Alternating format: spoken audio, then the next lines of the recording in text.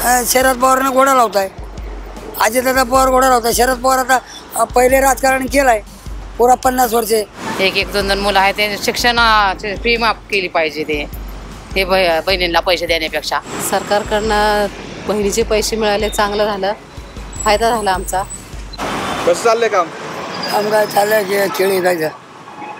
बरं बरं. काय वातावरण काय म्हणतंय? काय वातावरण काय पावसाचं आहे. बर, काय इलेक्शन काय म्हणते?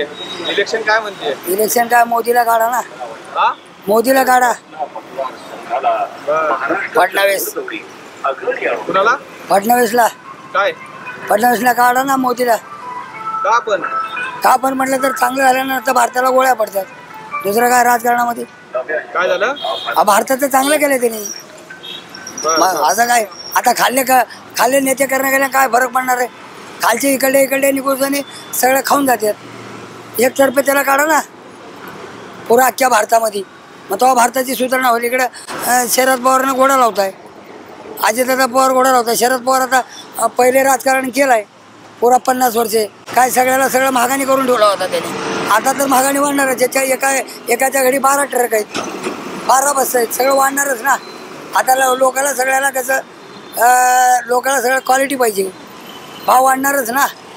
का त्याच्या घरचा आहे का? भाव वाढणारच. आता खाली त्यांनी पैसे दिल्यानंतर मोदी सरकार 15 वर्षामध्ये खाली पैसे दिल्यावर शरद पवार खाऊन टाकला. माने आणि कुठे रस्ते होणार? बरोबर आहे का रे? तुम्ही धायरी पाटा असं म्हटलं मग तुम्ही रिकार्ड काढून टीव्हीला दाखवा. म्हणा केळाची गाडी तिरी मूर्ती पुढे लावतो. मग असा हिसाब आहे ते. राजकारण अजितदादाच्या शरद पवारच्या घरीच आहे. इकडे गेल्या का इकडे गेल्या का या ठाकरे तिकडे. पुरा इथं महाराष्ट्राला त्यांनी घोडाच लावणार आहे. त्याने काय सोडणार आहे का? आजच्या भारताला खरेदी करता येते. बरं, आता विधानसभा निवडणूक आहे. तुम्ही व्यवसाय करताय रस्त्यावर, काय त्रास होतोय तुम्हाला? आम्हाला त्रास काय, आमचे 5 लाखाच्या गाड्या गेल्यात. कॉर्पोरेशन आम्हाला सोडत नाही. गरीब माणसाला आम्हाला त्यांनी जागे देत नाही. आता 35 वर्षामध्ये 5 लाखाच्या गाड्या गेल्या. आता आमदार आहे भीमराव तापकीर. हो, त्यांनी आता 6 महिने नव्हते ना. 6 महिने नव्हते म्हणून आमच्या गाड्या पकडल्या. त्यांना 10 पैकी किती मार्क देतात? त्यांना 10 पैकी किती मार्क देतात? काय म्हटलं?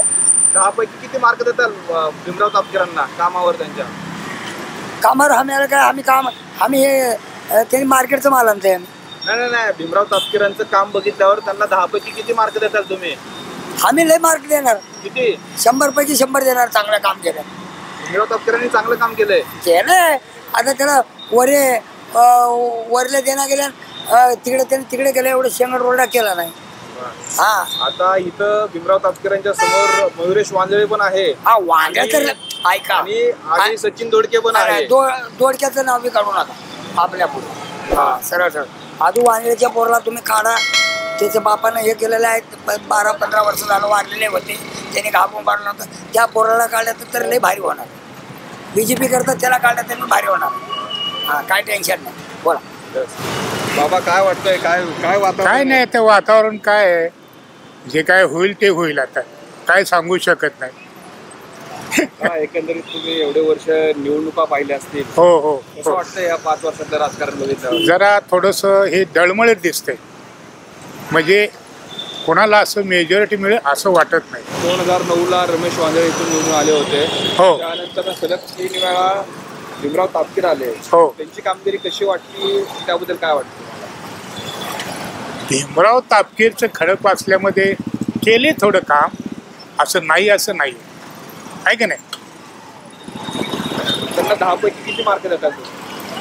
5 देऊ ना. तुम्हाला लाडक्या बहिणी योजनेचे पैसे आलेत का? हो, आलेत. काय वाटतं एकंदरीत पैसे आल्यावर? काय म्हणजे काय वाटतच नाही. तेवढी महागाई पण झाली ना, सगळंच वाढले. तेवढे कुठं पुरतात? तेवढे डबल पण हे केलं पाहिजे. त्याच्यापेक्षा मुलांना शिक्षणाला दिलेलं परवडतात ना. एक दोन मुलं आहेत ते शिक्षण फी माफ केली पाहिजे. ते बहिणींना पैसे देण्यापेक्षा हे असं वाटतं आम्हाला. आता त्यांनी पण पैसे वाढवले महाविकास आघाडीने लाडक्या बहिणीमध्ये, आणि महायुतीने पण वाढवलेले आहेत. दोन्ही पक्षांकडनं वाढ झाली. काय वाटतंय? ते अजून आले नाहीत. ते तुम्ही ज्या मतदारसंघात आहात आता भीमराव तापकीर आहेत आमदार, हा त्यांचे काम पाहिलं तुम्हाला कसं वाटतंय? काम आहे, चालू आहे त्यांचं काम? हा चालू आहे. तुम्ही 10 पैकी त्यांना किती मार्क देतात? 10 पैकी 90% तरी येणार ना. नाही, 10 पैकी किती मार्क देणार तुम्ही? 9 तरी चांगलं आहे तसं कामगार. ओके. आता मयुरेश वांजळे देखील या मतदारसंघातून निवडणूक लढत आहेत हा. आणि सचिन दोडके देखील आहे. तर या दोघांमध्ये कुणाचं आव्हान तुम्हाला असं वाटतं, किंवा या तिघांपैकी कोणाचं आव्हान तुम्हाला वाटतं? या तिघांपैकी कोण निवडून येऊ शकतं? मयुरेश वाजळे. तुम्ही व्यवसाय जो करताय ते पाहिले की तुम्हाला खूप कष्ट आहेत, दिवसभर बसावं लागतं. काय सरकारकडनं काय अपेक्षा आहे मावशी?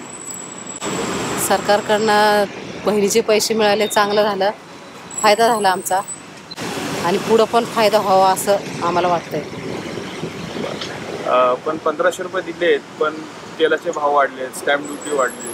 ते पाहिल्यावर तुम्हाला कसं वाटतं की एका बाजूने आले आणि दुसऱ्या बाजूने चालले? ते नाही परवडत आपल्याला, महागाई नाही परवडत आपल्याला. कारण की पहिल्यांदाच हे असं एवढी महागाई पहिल्यांदाच आहे, त्यामुळं ते अवघड झालं. 1500 मिळले पण फायदा झाला नाही का. बरं, आता जे रमेश वांजळेंचे चिरंजीव मयुरेश वांजळे आहेत, हो, हो. परत भीमराव तापकीर आहेत, सचिन दोडके आहे, या 3 उमेदवारांपैकी कोण काम करतायत? काय वारं आहे, काय सांगताल एकंदरीत? आता आम्ही रस्त्यावर बसतोय ना, हां. तर आमचं शक्य तर काम सगळ्यांकडे गेलो आम्ही, हाच म्हणतात. मनापासून कोणी काय काम केलं नाही, कुणीच नाही केलेलं आहे. त्याच्यामुळे आम्हाला कसं वाटतंय, कोण काय करतंय आपल्यासाठी? कोणच नाही. आता आम्ही रस्त्यावर बसतोय, किती आम्हाला त्रास आहे कॉर्पोरेशनचा, आहे का त्रास? कोण करतंय मदत आम्हाला? ज्यांच्याकडे जावं ते हा हा हा म्हणतात, उभं कोण राहत नाही आमच्या टायमाला. बरं, भीमराव तापकीरांच्या कामाला तुम्ही 10 पैकी किती मार्क देतात? चांगले देतोय, आमचं गावालाच आहे ना, आमचं गाव वडगावच आहे. तरी 10 पैकी किती मार्क देतात? 10 पैकी 8-9 मार्क देतो. बरं, आता हे जे 3 जे उमेदवार आहेत, 3 पैकी कोण निवडून येऊ शकतं, किंवा काय सांगतात? मला चांगल्यापैकी आम्हाला ना वांदळे भाऊंचं काम आवडत होतं. त्यांनी चांगलं काम केलं आणि त्यांच्या टायमाला स्वस्ताई बी होती, कधी कुणाला दुःखी होऊन दिलं ना. त्याच्यामुळं आपली अपेक्षा आहे त्यांनी यावं. बरं, आता हे सगळं झालं, तुम्ही मतदारसंघात, तर सरकारकडनं काय अपेक्षा ठेवताय तुम्ही? स्वस्ताई व्हायला पाहिजे. आणि जे 5 वर्षात जे काही राजकारण बघितलं असेल तुम्ही, जरी इथं व्यवसाय जरी करत असला तरी कधी बातम्या ऐकल्या असतील, पाहिल्या असतील? 5 वर्षात आमचे भरपूर हाल झाले बघा. रस्त्यावर बसतोय आम्ही, काय केलं नाही, कुठल्या सरकारने केलं नाही. पण वांजळे भाऊ होते ना, त्यांनी पूर्वी चांगलं केलं होतं, ते गेल्यापासून सगळं संपलंय.